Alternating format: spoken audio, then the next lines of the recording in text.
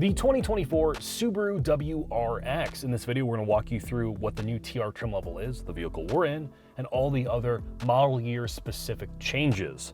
The WRX is a very important car to Subaru, and the VB generation, despite a lot of its initial controversy, has been a sales success. For 23, they sold over 24,000 WRXs here in the US, which is an incredible number. It's the second highest sales year they've ever had in the entire history of WRX. The TR represents the fact that they do listen to their owners. I've spent a lot of time talking to our Subaru reps, Todd and Aaron, about this vehicle. We talked to them in our original video, and the TR, according to them, represents customer demand. When they first launched this car, the top performing trim level was the CVT only GT with its electronic dampers, these Recaro seats, and some other performance goodies. While not all of that, like the electronic dampers, have filtered into this car, at least you get a lot of the core things that manual enthusiasts are looking for, like these Recaros. Now, before we talk about the rest of the interior, let's talk about pricing and the exterior. Pricing.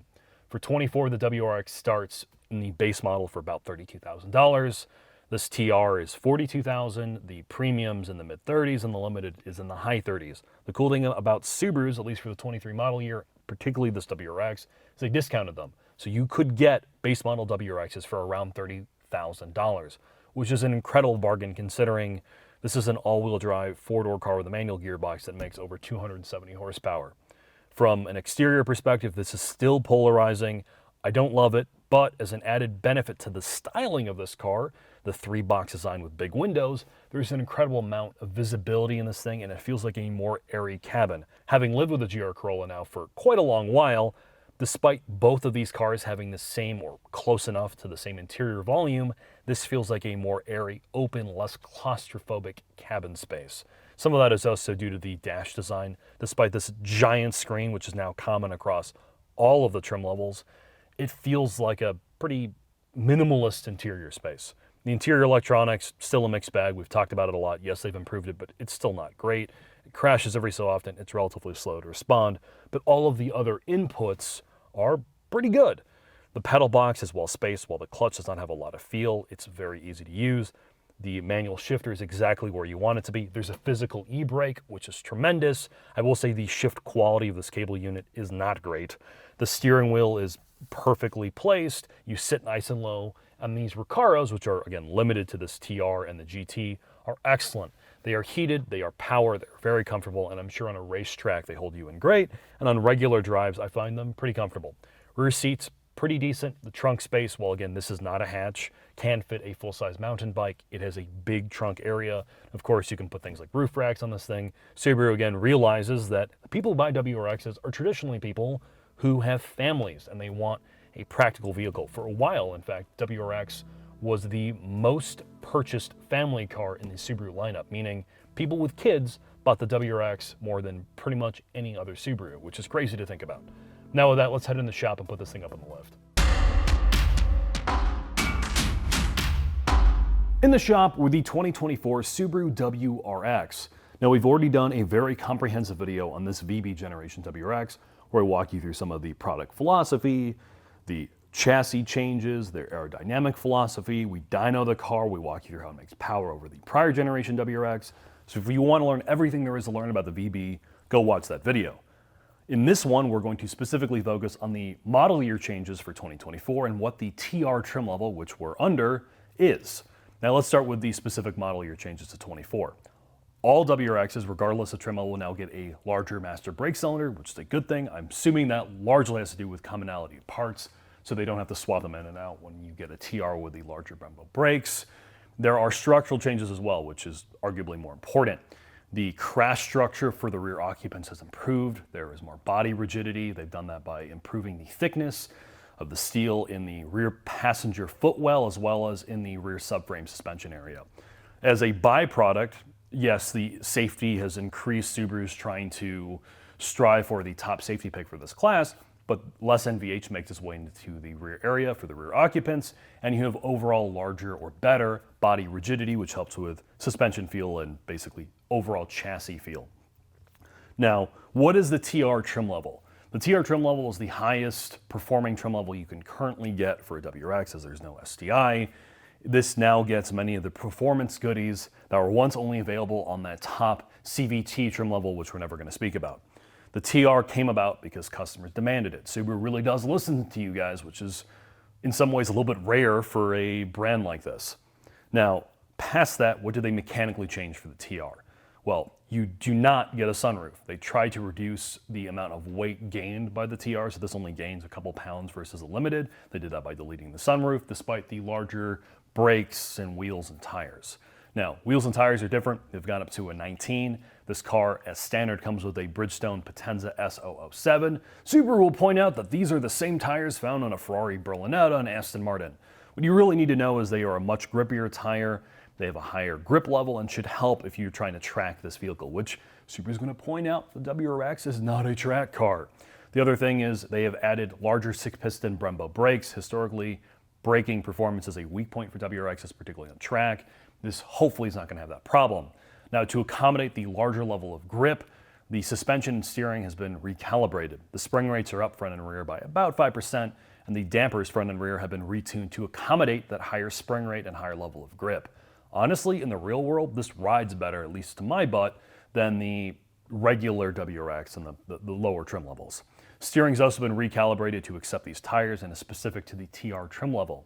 Now, quickly from a drivetrain perspective, it is the same drivetrain you get in a regular WRX. It's that 2.4 that everyone loves or hates. It's, I believe, the FA24. It's a flat 4, makes in the mid 200 horsepower, rates like 270-ish. It's more than adequate, and for a street car around town, the gearing is really, really fun.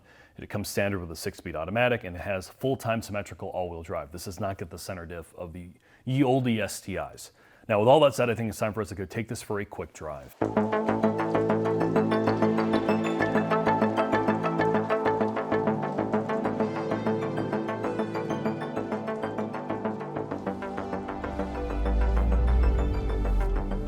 VB WRX Mark 2024. What the hell's a VB?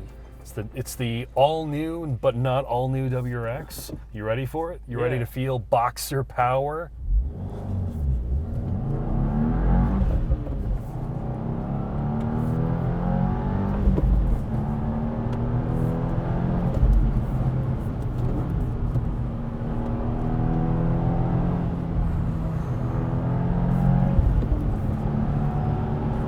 Hard on the binders, right for this stop sign, Mark. 6-piston Brembos. Six In the front? Yeah. Holy shit. They ain't messing around. No, they are not. When this car first came out, we did a very, very long video where we went to AMS and dynoed it and talked to the engineers and product planners, and it was controversial when it first came out due to the golf ball plastics and the unpainted bits and all that other fun stuff. Now we're a couple years later, and I've kind of come around on this car like Subaru said I was going to. The fact at least you can get the base model variant WRX with like no options for around $30,000, and this thing now has the Recaros and the dampers and all the fancy bits for 42 grand before destination. There's a lot to like. I mean, what are your thoughts? You know, when we drove this for the first time, I still don't like the way that it looks. I don't either. I think it's really awkward. You know, it's basically a paint job away of painting all the plastic to make this thing more digestible looking. To be fair to Subaru, their cars, the WRX and STI has never been like just unbelievably like great looking, cohesive. So that has grown on me. I've gotten adjusted to it a bit, but I think what really struck me is the changes they made to this car specifically for what the price is superb. And they've been really honest about being able to sell it at the dealership for MSRP or under, so that you don't have the price gouging game of the Type R and the GR Corolla and the Golf R. And the Golf R. So it's an incredible value for what you get here, and just driving it today, it drives really great as a street car, like really good, and it's not the boaty, floaty Subaru thing. It doesn't feel particularly massively understeer prone, and the all-wheel drive system it just works. It really does work, and are we on snows? We're on snow tires, man. I can't believe it, you know, like I just want to double check, but yeah, it's a really great car. This is a really good value for what you're getting here, and they're keeping this car alive. In some cases, I'm kind of glad that this is to me, in some cases, better than the STI. I know it doesn't have the output of it, but it's far more livable. It feels like just set up for the street way better, and it's still a hell of a lot of fun to drive it. Yeah, I don't know what I was expecting, or like in retrospect, redriving this car, what my thoughts were going to be. But I really like the visibility. I like that it's incredibly easy to drive. Turn in is good. The inputs, specifically the pedal box, yeah, it does not have great clutch feel, but the brake and throttle spacing is excellent. While I don't love the gear linkage, it's in a good place to get quick shifts done, and it has this pretty easy, like cohesive, non-intimidating feel behind the wheel. It's really, I know this is an overused expression. It's really confidence inspiring. It's you feel easy like you to can go flying. It's easy to get adjusted to. You're like with these inputs that you're talking about, like you basically adjust to them within a day or so. Even the pedal box, like you can basically get in here right away and heel toe downshift without any aids. Yep. It's great for that regard. The engine, well, I know I'm not the nicest person about Subaru drivetrains. Outside of a race environment, it's fine, man. Yeah, you don't get a lot of revs, but it makes decent power. There's goodish torque. Surprisingly, all around really good car. And the damping, I thought with the higher spring rates, it's actually better. Yeah. Honestly, it's better than the last WRX we drove in almost every single condition. We're out in the cold, so it's really hard to judge the engine performance. As this thing gets more heat soaked, you're going to feel, more timing getting pulled out of it. But the power delivery is far more smooth compared to the previous generation WRXs we drove in STIs. And again, this is a much better street car. It drives, it handles great. The all-wheel drive system works. The gear, you have a manual gearbox option. The seats are tremendous here. The brakes are really strong. It's everything you want in a car that you can use every single day with minimal compromise. That isn't $50,000. That isn't $42,000. Yes, the price. If we're talking 55 Gs here or something, then we'd be having a different discussion, like always. But this is one of the better all-around options you could possibly buy on the market today if you're looking at a car of this type. So the question people are going to have is, how does this compare to the GR Corolla, which is very similarly priced, at least in the higher trim to WRXs, and something like the Golf R, right? The reason you're going to buy one of the all-wheel drive variants over like an Elantra N or a Civic Type R, other than being able to get one, is you live in an environment where we live, where it was like 22 degrees the other day. And you have snow and salt, and this is a more usable car all the way around to have fun. You can drive your Type R in the snow with snow tires, but it's not a particularly enjoyable experience. It's not going to be the same, and the big problem with the Type R is you don't have a manual parking brake. Like, when you're stuck with front wheel drive, to me, the way you get around winter woes is pulling up that handbrake to get you through corners without understeering, and I don't have that. So it's a car that's not going to be anywhere as competent as this or the GR Corolla in the snow. So this is at a huge advantage of all-season performance, and you don't have the differential issues you do with the GR Corolla, at least the first generation GR Corolla, with overheating the differential, or the rear end, the clutch packs in the back. That's really only a track problem, clearly. In the real world, though, how do these two cars compare to you? And obviously this isn't a comparison to us. It's not. I think because of the visibility in here and what you're getting for the money, the fact that it feels a little bit more traditional and old school, not that the Corolla doesn't, I can't believe I'm saying this feels less shitboxy to me than the GR Corolla. I don't feel as like claustrophobic in here, and it just feels like the space is more usable, and everything on the inside, I feel more open in here, and it gives it a perception of more airiness, which is much better as a daily driver. The negative part is it's not a hatch. You still have a trunk, which is enormous, but so if you're looking for a hatch, obviously this is going to rule this out for you. I like the fact that you don't feel like you're in a deep dark pit like the Corolla. Yes. Owning one of those cars, well, I appreciate the way that thing looks better, and I like the usability of the hatchback. The fact that this has a much lower dash, there's more glass in this car, so despite some of the internal volume measurements being really similar, this feels like a much more airy car, and the seating position in this is better. You don't feel like you're up high. The seats are more comfortable. There are definitely elements of this car I like better. I think the Corolla's got a better engine, to be honest. Yeah. It's more charismatic, that 3-cylinder.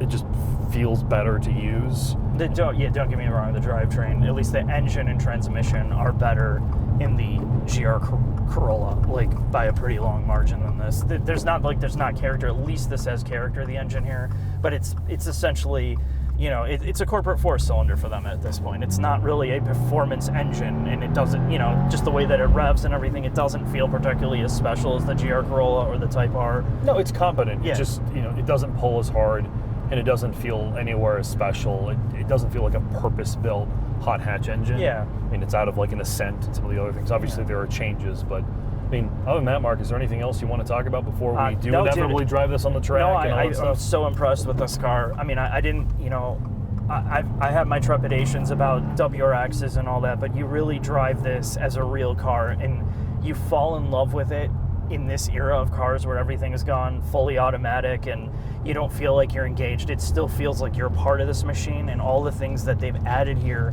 for somebody that wants to drive it is all the right choices to make. And I think somebody's going to love this thing to death, assuming, you know, you're going to take care of it and not going to modify it to blow it up. You know what I mean? So with that, Mark, let's head in the final thoughts. All right.